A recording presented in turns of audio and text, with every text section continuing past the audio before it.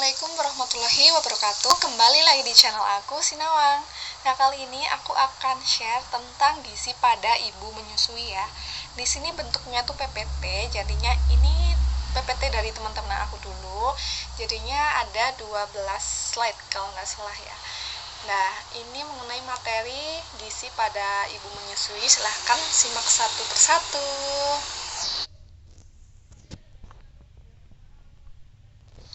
Nah, untuk pengertiannya dulu ya.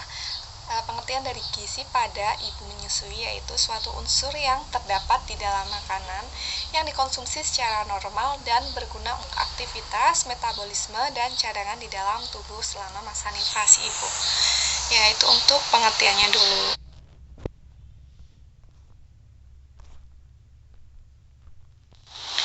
Oke, selanjutnya ada faktor-faktor yang mempengaruhi gizi pada ibu menyusui. Nah, yang pertama itu adanya faktor makanan, erat hubungannya itu dengan volume ASI yang diproduksi tiap harinya. Jadi semakin banyak makanan yang dikonsumsi, maka ASI yang diproduksi itu juga semakin banyak. Untuk protein ya yang dianjurkan itu penambahannya sekitar 15 sampai 20 gram per harinya.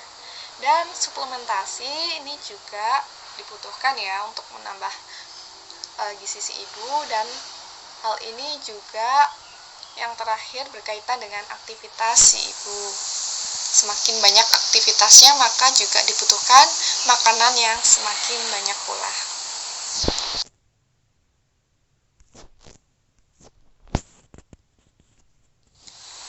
Prinsip gizi bagi ibu menyusui ya, untuk syarat-syaratnya susunan menu harus seimbang, jadinya harus sesuai dengan kebutuhan kalori masing-masing orang ya, tapi terutama khususnya ibu menyusui itu lebih banyak daripada ibu-ibu yang lainnya. Yang kedua, anjurkan minum 8-12 gelas per harinya, dan hindari makan yang berbanyak mengandung bumbu, terlalu panas ataupun dingin ya. Dan jangan menggunakan alkohol, itu tidak baik bagi ibu menyusui. Dan yang terakhir, anjurkan banyak makanan sayuran, terutama makanan hijau. Gitu.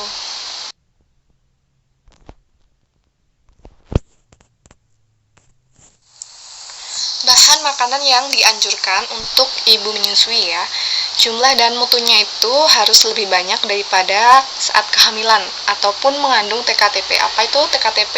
Tinggi kalori, tinggi protein. Nah, untuk konsumsi bahan makanan yang mengandung kalori antara lain beras, roti, mie, kentang, bihun, dan lain-lainnya. Ada protein juga, protein ada hewani maupun nabati ya. Untuk hewani daging, hati ayam, kemudian ikan, kayak gitu. Kalau yang nabati ada telur, ada tahu, ada tempe, dan lain-lain. Nah, untuk vitamin dan mineral yang dapat meningkatkan produksi ASI yaitu sayuran yang berwarna hijau ataupun kuning, buah-buahan yang dagingnya itu juga berwarna merah ataupun kekuningan, misalnya saja ada bayam, daun singkong, kemudian daun katuk, lam toro, jagung tanpa kulit, pepaya, pisang, jeruk, jambu air, mangga, dan lain-lain ya. Untuk zat besi itu ada bayam, dan pepaya, kangkung, kacang merah, kacang hijau, dan zat kalsium misalnya saja daun singkong, dan katuk, bayam, dan sebagainya. Dan jangan lupa untuk banyak minum air putih ya, untuk memperbanyak produksi ASI-nya gitu. Produksi ASI ini sangat tergantung pada beberapa faktor ya, yaitu yang pertama ada permintaan bayi. Nah, hendaknya si ibu itu sesering mungkin menyusui bayinya kayak on demand gitu ya, karena dengan demikian produksi ASI itu akan bertambah banyak dan cukup untuk kebutuhan si bayi. Yang kedua ada psikologis si ibu. Apabila ibu menyusui itu perlu istirahat yang cukup, kemudian adanya ketenangan jiwa dan pikirannya. Gitu. Yang terakhir, perlu perawatan payudara untuk memberi rangsangan pada kelenjar susu agar produksi ASI itu tetap meningkat gitu. Dan selanjutnya ada sumber gizi ibu menyusui ya. Yang pertama ada sumber tenaga ataupun energi ya, digunakan untuk pembakaran, pembentukan jaringan baru, dan penghematan protein. Biasanya didapatkan dari sumber karbohidrat maupun zat lemak. Untuk yang kedua ada sumber pembangun atau protein ya. namanya protein pasti adanya pergantian sel-sel yang rusak gitu. Untuk protein ada 2, hewani dan nabati, itu contoh-contohnya ya. Dan yang 3 ada sumber pengatur dan pelindung ataupun mineral, vitamin, dan air. Dan unsur tersebut itu digunakan untuk melindungi tubuh dari serangan penyakit dan mengatur kelancaran metabolisme di dalam tubuh ibu.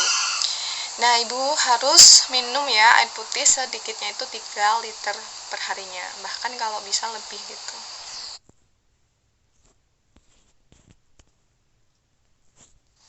Oke, selanjutnya ada kebutuhan gizi pada ibu menyusui ya.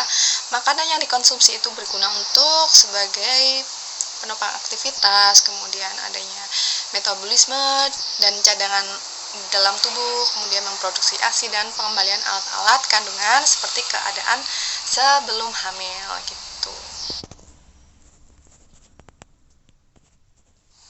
Anjuran dan pantangan bagi ibu menyusui ya. Untuk kebutuhan kalori ibu menyusui sekitar 2.800-an ya. Dan ini beberapa anjurannya dan pantangannya. Yang anjurannya kayak tadi, perbanyak minum. Nah, itu perbanyak makan buah sayur. Dan mengonsumsi zat besi jangan lupa. Kalau pantangannya, jauhi makanan yang berkalori rendah. Jauhi rokok, alkohol, juga kafein ya. Dan apabila bayi mengalami alergi, itu periksa makanan yang telah dikonsumsi si ibu. Jangan minum obat-obatan selama masa menyusui ya, kecuali kalau sudah dikonsultasikan dengan dokter. Dampak kekurangan gizi pada ibu menyusui itu biasanya kalau ibu itu kurang ya gizinya, pasti berdampak pada anaknya juga. Anaknya atau bayinya itu bisa menderita penyakit, gampang terserang infeksi gitu, dan akan menyebabkan pertumbuhan dan perkembangan itu juga terhambat.